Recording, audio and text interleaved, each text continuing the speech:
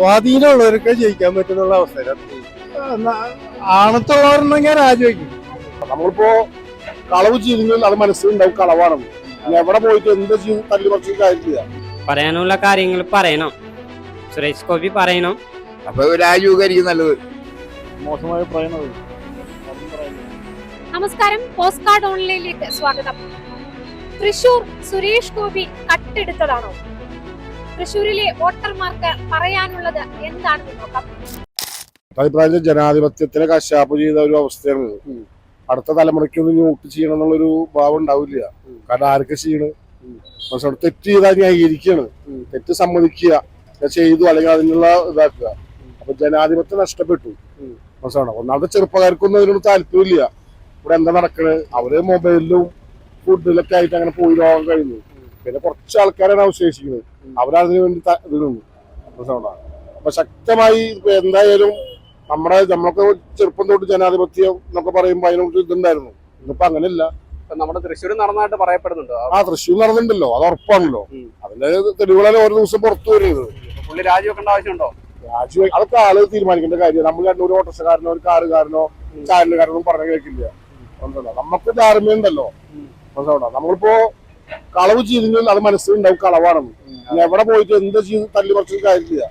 ഒരാൾ ചോദിച്ചാൽ മതി ഏതെങ്കിലും കാലത്ത്. കാരണം അത് എടുത്തിട്ടാണല്ലോ അവസ്ഥയിൽ വന്നതെന്ന് പറഞ്ഞാൽ അതിന് മറുപടി ഇല്ലല്ലോ. ആ മറുപടിയാണ് നമ്മുടെ സുരേഷ് ഏട്ടൻ പറയുന്നത്. അതാണ് നമുക്ക് പറയാനുള്ളത്. നമുക്ക് രാഷ്ട്രീയമൊന്നും ഇല്ല കേട്ടാ. പക്ഷെ നമ്മൾ ഇത് ചെയ്തിട്ടുണ്ടെങ്കിൽ അത് തിരുത്തുക, അല്ലെങ്കിൽ അതൊന്നും ഇല്ലെങ്കിൽ ഇല്ലാതെ കഴിക്കുക. അടുത്ത തലമുറകൾ ഇപ്പോ നമ്മളൊരു 4 വയസ്സ് 5 വയസ്സ് കുട്ടികളുള്ളോ, സുരേഷേട്ടൻ കട്ടു എന്ന് പറഞ്ഞു നടക്കുന്നത്. അത് പറയാൻ നോക്കേണ്ട കടമാണല്ലേ. വോട്ട് ചോർന്നിട്ടുണ്ടെങ്കിൽ അത് അന്വേഷിക്കണം. അതിന് വേണ്ട നടപടികൾ എടുക്കാനുള്ള നട്ടലുള്ള ഗവൺമെന്റ് ഉണ്ടായിരിക്കണം. സംഭവിച്ചിട്ടുണ്ടാവും, തീർച്ചയായിട്ടും. ആണത്തുള്ളവരുണ്ടെങ്കിൽ രാജിവെക്കും.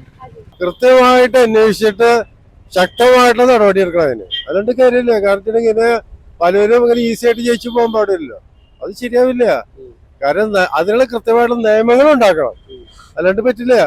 കാരണം എങ്ങനെയാണെങ്കിൽ എന്താ കാര്യം, ആർക്കാണെങ്കിൽ എപ്പോഴും ജയിക്കാന്നുള്ള സ്വാധീനമുള്ളവർക്ക് ജയിക്കാൻ പറ്റുന്നുള്ള അവസ്ഥയിലെത്തും. അതുകൊണ്ട് കാര്യമില്ല. പ്രഹസനമായി ജനാധിപത്യത്തിന് ജനങ്ങൾക്ക് ആധിപത്യം ഇല്ലാണ്ടായി. അവിടെയാണ് ശരിയായിട്ടുള്ള പ്രശ്നം കിടക്കുന്നത്. കാരണം അങ്ങനെ ആധിപത്യം ഉണ്ടെങ്കിൽ ഇങ്ങനെ വരില്ലല്ലോ.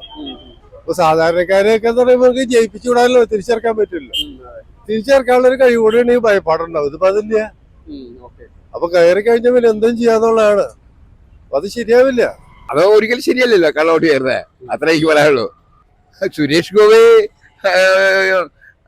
അതില് പങ്കുണ്ടെന്നാൽ പറയുന്നേ, ആൾക്കാർ പറയുന്നേ. അപ്പൊ രാജീവ്കാരിക്കും നല്ലത്. തൃശ്ശൂരിൽ ഇപ്പൊ കള്ളവോട്ട് ചേർത്തായിട്ട് പറയപ്പെടുന്നുണ്ടല്ലോ. ചെയ്യാൻ പാടില്ലല്ലോ കള്ളോട്ട്. അപ്പൊ മറ്റുള്ളവരെ വോട്ട് പോവല്ലേ കള്ളോട്ട് ചെയ്യുമ്പോ? ഒരാൾക്ക് 2 ചെയ്യാൻ പാടില്ലോ, ഒരാൾ ചെയ്യാൻ പാടുള്ളൂ. നമുക്ക് പാർട്ടി ബന്ധല്ലേ, നമുക്ക് ഇഷ്ടമുള്ള ആൾക്ക് നമ്മൾ ചെയ്യും, അങ്ങനെയുള്ളൂ. അവരോട് പാർട്ടി സംബന്ധിച്ചോളം അവർക്ക് സ്വയമായിട്ട് തീരുമാനങ്ങൾ പറയാൻ പറ്റൂല സുരേഷ് ഗോപിക്ക്. അപ്പോൾ നമ്മളായിട്ട് പറഞ്ഞിട്ടും കാര്യമില്ല. അത് ഇനി ഇതുവരെയിലും പറഞ്ഞിട്ടില്ല. പക്ഷെ പറയാനുള്ള കാര്യങ്ങൾ പറയണം, സുരേഷ് ഗോപി പറയണം.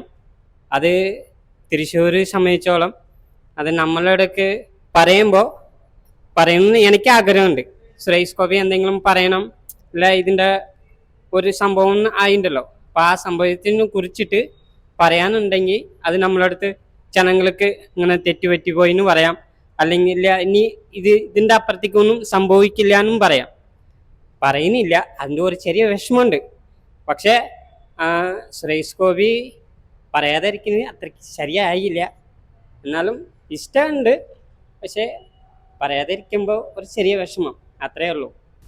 മോശമായി പറയുന്നത്. പറയില്ല.